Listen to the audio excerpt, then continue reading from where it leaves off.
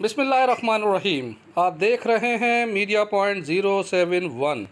हमारे लिए सिंध पुलिस के लिए बहुत बड़ा दिन है, क्योंकि जो आज एसएसपी साहब ने काम किया है और उसकी टीम ने, और वो बहुत बड़ा काम है।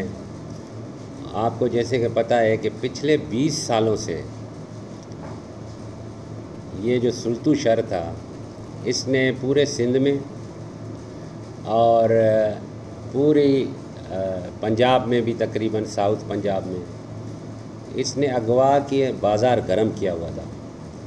और इसने ना सिर्फ सिंध गवर्नमेंट को बल्कि पंजाब गवर्नमेंट को भी बहुत परेशान किया हुआ था।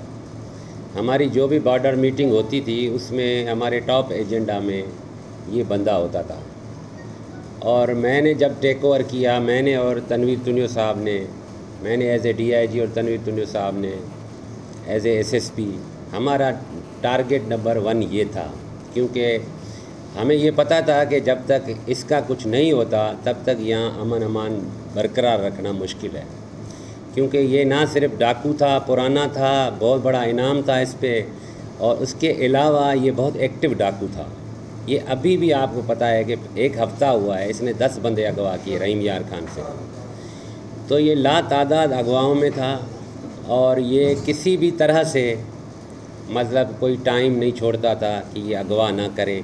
और ये जितने भी हनी ट्रैप का जो इंडस्ट्री है, हनी ट्रैप एक इंडस्ट्री बन गया है अगवा की, उसमें मेरा ख्याल है कि जब जितना मुझे याद आता है कि 200-300 बंदे सिर्फ पंजाब से अगवा हुए हैं।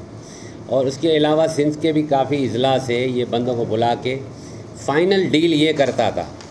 ये इनके कैरियर और होते थे, लेकिन फ़ाइनल डील ये करता था। और इस पे केसेस 200-300 से ज़्यादा केसेस हैं, और मेरे अंदाज़े के मुताबिक 20 सालों में इसने 1000 से ज़्यादा बंदे अगवा किए होंगे। और हमारा टास्क ये था, और तनवीर साहब और उसकी टीम ने इस टास्क को बड़े ही अच्छे तरीके से, बग़ैर किसी पुलिस के नुकसान के, और बहुत ही टारगेटेड छोटी लेवल पे करके, हमने कहा हमारा ये एक अपना उसूल है हम लोगों का, जो हम एंटी डकैती में काम करते हैं, तनवीर और हम एक ही पेज पे रहे हैं, ठीक है ना, हमारी पॉलिसी सेम रही है। वो ये है कि हम ज़्यादा पुलिस लेके, ज़्यादा APCयाँ लेके, ज़्यादा बड़ी फोर्स लेके जाते हैं तो होता कुछ